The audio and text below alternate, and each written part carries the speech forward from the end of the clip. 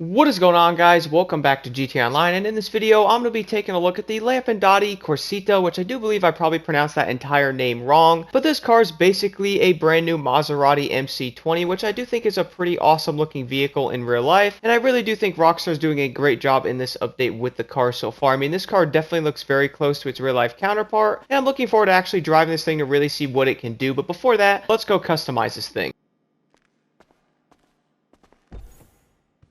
So now moving over to the customization, starting off with the armor here, so let's max that out. Moving down to the brakes here.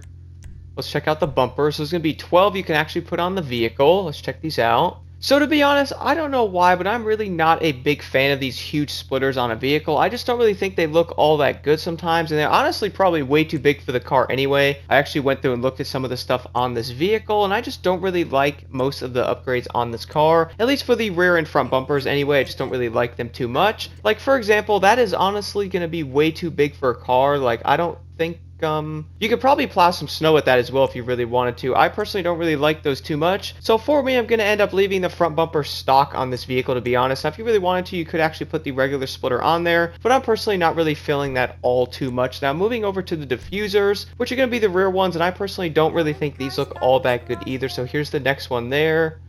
We'll add the black side fins.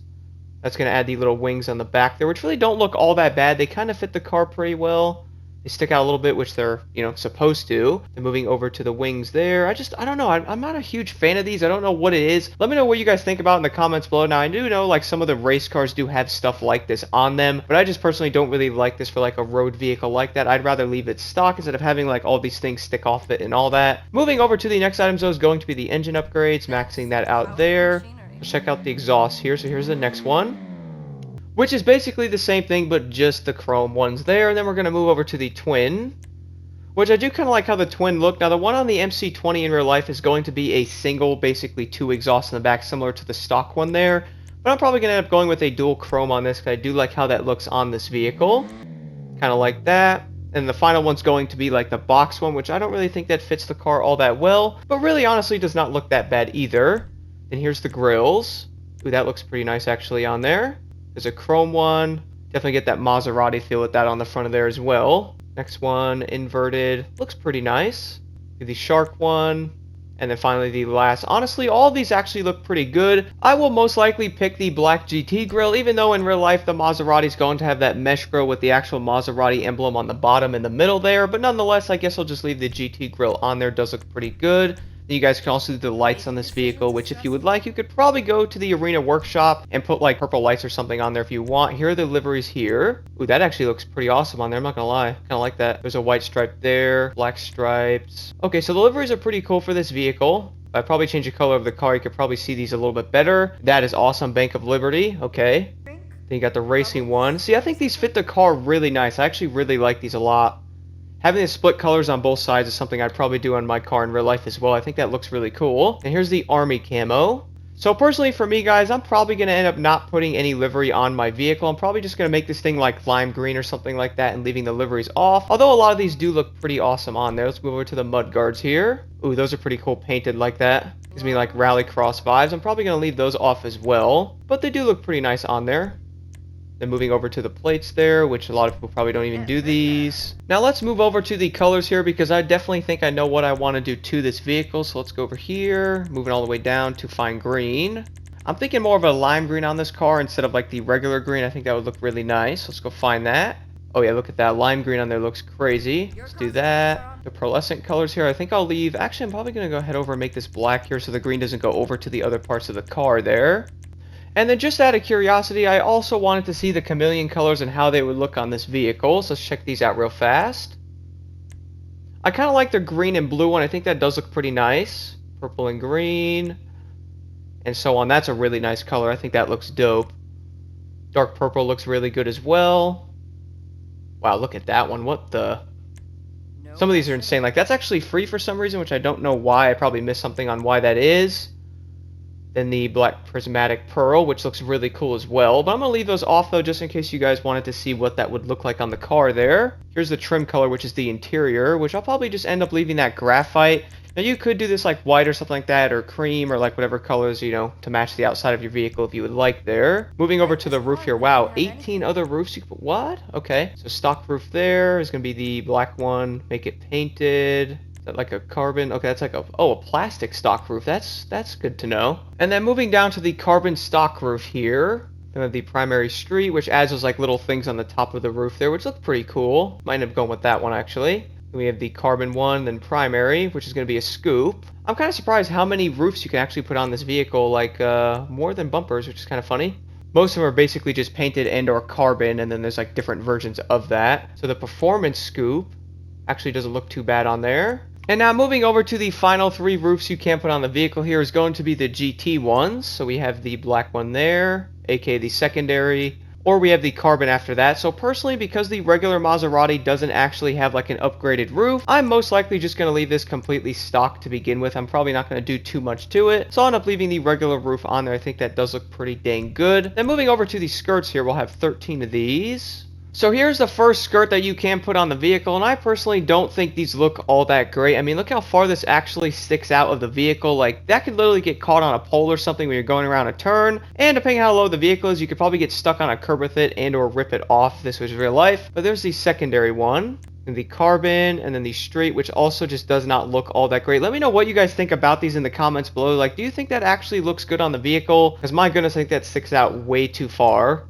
Now, it would be really cool if we could actually bring out the tires on most of the vehicles Rockstar, because some of the cars look interesting. Like, look how big that skirt, like, bro, what, like, look at that. Then moving over to this. So these are basically the same ones like the other upgrades on the car, basically just carbon and secondary. And this final skirt here just looks very odd as well. Not really digging these all that much. That's most likely why I put the car pretty much stock all around. Not really digging these other upgraded parts here. Here's the splitters. That doesn't look all that bad either. Basically the canyons on the side there. So if you guys want to make this like a race car, at least you do have the option with these. And moving down to the spoilers here, this would be interesting. That one actually looks pretty nice on there. I'll probably go with that. There's the secondary one and then the carbon. So I'm going to put the carbon wing on there. And then there's that wing, which I'm not really sure what that actually is. Honestly, it doesn't really look all that bad, but it might be a little too big for this vehicle. And I'm starting to think they got these wing designs from the Bugatti, because it kind of does remind me of that a little bit, from Benny's. There's the big GT wing, which really doesn't look too bad either. We need that extra downforce on the vehicle, so I'm going to leave mine on there. I think that regular wing on the back does look good. Doesn't look like anything will pop up on the back of this vehicle either there. Moving over to the sun strips, which I probably will end up not putting this on the car either, but there's a lot of these if you guys would like to. The way I honestly look at this stuff, though, is the fact that at least they're giving you a good amount of customization you can throw on the car here if you would like to. I just personally think a lot of the stuff doesn't look all that great. So here's the street suspension on this car. Lowers it a lot there. Then we're going to have the transmission and the trunk, okay, which is obviously the frunk because, okay, bad joke. But let's move over to the carbon here. I kind of want to put the carbon one on there. There's the upgraded one there. Has like the arrows on the front. That looks kind of cool. I do like that. It's going to be 15 of these. That's a pretty nice one as well. So for me on this, I'm most likely going to leave mine stock because I'm not really digging any of the frunks on this thing for that matter. But let's move over to the next upgrade, which is going to be the turbo there. And now moving over to the wheels. So for me, I actually decided to keep the stock wheels on the car because I do think these look really good on there. Now you could probably change them, but I do think the design of these look really good on this vehicle. And I'm not sure if I can really find one that would actually look as good as those. But I did end up adding the bulletproof tires because you really never know. Luckily, all the missions can be done in your own lobby now, but you never know if, you know, someone wants to try to grief you when you're in a public lobby. And then I also did do the regular tinted windows on the car as well. But besides that, guys, let's go do an outside look of this car here. Then I do want to take this thing on a test drive to test out its overall performance. Then we definitely have to take it on a top speed run to actually see what it can get to. Now, taking an outside look at the Lampadati here, I really do like the design of this vehicle. It looks really good, and those stock rims look amazing. I really wish Rockstar would just give us the option to actually just color the rims. That would be really cool. I'm also really glad it did not add any of the extra stuff like these skirts or the canyons to the vehicle. I do think it looks a lot better like this. Let's open this thing up now. See what this thing actually looks like. There it is. We're going to have the interior view from the awesome looking wing doors. Those look really cool. Here's the frunk. which obviously doesn't have anything in it. And here's the engine view, which is going to have a good amount of detail to it, which is cool. I do like that. Now, it's good that they're actually putting detail into some of the engines of the cars here. I know some of them were looking pretty bad there for like that one SUV that was like $1 million. That car looked like it just came out of GTA 4, but luckily that does look pretty awesome. Like the carbon brace that's on there with the green, that just looks really cool. So I would say they did a really good job with these vehicles from what I can see so far when checking them out. But why don't we go take this thing for a test drive? Now, just in case you guys wanted to see the interior view of this vehicle, I do think it looks pretty dang good, but personally I know a lot of people do not like the interiors of the cars in GTA, which I can't really blame you, because most of them are just copy and pasted. Let's also take a listen to that engine.